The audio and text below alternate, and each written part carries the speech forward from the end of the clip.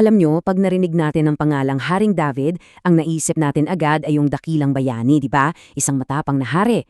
Pero sa pag-uusap natin ngayon, titingnan natin yung mga huling taon ng buhay niya, yung panahon na matanda na siya at hinarap niya yung mga pinakamabigat niyang pagsubok. Naisip niyo na ba yon? Paano kung yung isang taong hinahangaan mo, isang leader, ay gumawa ng isang malaki talagang pagkakamali? Well, yan mismo yung nangyari kay David. At yung kwento niya, ipapakita sa atin kung gaano kahalaga yung pagsisisi at yung pagbangon muli. So dito nagsimula ang lahat. Si David, nasa tuktok na siya ng kapangyarihan niya, ang dami na niyang tagumpay, tapos gumawa siya ng isang desisyon. Isang desisyon na galing sa pride, sa pagmamataas. At dito nasubok yung tiwala niya sa Diyos. Kung iisipin natin, parang wala namang masama, di ba? Parang gusto ko lang malaman kung gaano kami kalakas. Pero para kay David, hindi lang ito tungkol sa mga numero. Ito ay paraan niya para sabihing, tingnan niyo kung gaano kalakas ang hukbo ko. Nakalimutan niya kung saan ba talaga nanggagaling yung mga panalo ng kaharian niya. At dito na nga yung problema. Nagsimula siyang umasa sa dami ng mga sundalo niya, sa lakas ng mga armas nila. Imbes na alalahanin na, teka, lahat ng tagumpay ko binigay to ng Diyos. Dito natin makikita kung gaano kabilis pwedeng malipat yung tiwala natin mula sa tama papunta sa mali. Alam nyo, ang nakakatuwa rito, kahit yung sarili niyang general si Joab, alam niyang maling-mali yung ideya. Sinubukan niya talagang pigilan si David. Sabi niya, "Boss, wag, magiging kasalanan to." Pero dahil sa pride ng hari, ayun, hindi siya nakinig. Siyempre, bawat maling desisyon, may katumbas na bunga. Hindi nagtagal, may dumating na propeta na may dalang mensahe galing sa Diyos. Dito na hinarap ni David ang isa sa mga pinakamabibigat na pagpipilian sa buong buhay niya. Grabe yung mga pagpipilian, no? Pakinggan niyo to. 3 taon na walang pagkain sa buong bansa. O kaya, 3 buwan na hahayaan silang matalo ng mga kalaban nila. O yung pangatlo, 3 araw ng isang matinding sakit o salot na galing mismo sa Diyos. Ang bigat ng bawat isa, di ba? Pinapakita lang nito kung gaano kaseryoso yung naging pagkakamali ni David. So anong pinili niya? Pinili ni David yung 3 araw na salot. Bakit kaya? Kasi sa kabilang lahat, kahit sa parusa, mas nagtiwala siya sa awa ng Diyos kesa sa pwedeng gawin ng tao sa kanya. Alam niyang may habag pa rin ang Diyos kahit sa gitna ng galit nito. Pero yung resulta, sobrang sakit. 70,000 tao sa Israel lang namatay. 70,000. Lahat yun dahil sa pride ng kanilang hari. Isang napakabigat na aral para sa isang leader. Okay, dito sa part na to, dito na natin makikita yung pagbabago. Matapos makita ni David yung trahedya na dulot ng ginawa niya, dun siya lubos na nagsisi. Ito yung kwento kung paano niya sinubukang itama yung mga bagay-bagay. Pag-i-imagine nyo yung eksena. Isang anghel ng kamatayan, may hawak na espada at nakatutok sa pinakamamahal niyang siyudad, ang Jerusalem.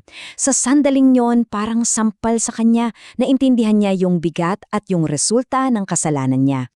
At dito mo talaga makikita yung pagbagbago sa puso niya.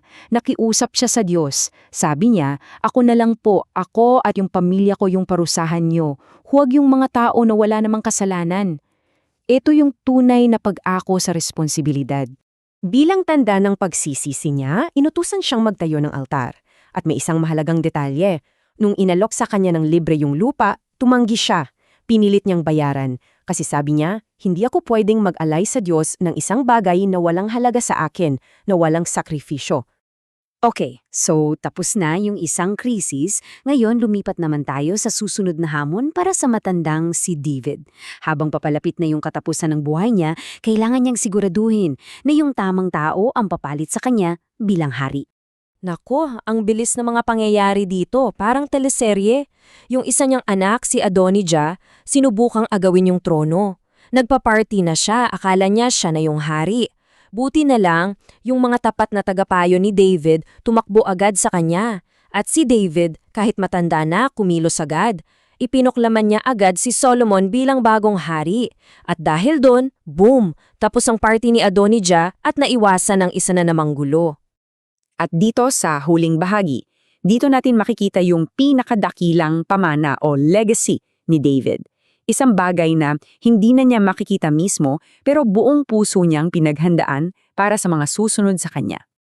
Alam nyo, kahit na sinabi sa kanya na hindi siya yung magtatayo ng templo, hindi siya nagtampo. Ang ginawa niya, ginugol niya yung mga huling taon niya para mag-ipon ng lahat ng kailangang materyales para yung anak niya, si Salomon, ang makapagtayo nito. Yung pangarap niya, ipinasa niya sa susunod na henerasyon. At hindi to biro ha. Tignan niyo yung listahan. Hinto, pilak, tanso, bakal, marmol. Grabing dami at halaga ng mga materyales na tinipon niya. Pinapakita lang nito kung gaano siya ka-dedicated sa proyektong ito para sa Diyos. At ang ganda ng part na to. Kasi matapos magbigay ni David galing sa sarili niyang kayamanan, hinikayat niya yung buong bayan na tumulong din. At dahil na-inspire sila, buong puso at sobrang saya nilang nag-alay din. So naging proyekto siya ng lahat. Ito yung napakagandang panalangin niya. Na-realize niya at sinabi niya, Lord, sino ba naman kami para makapagbigay ng ganito kadami? Lahat naman ng ito galing din naman sa'yo.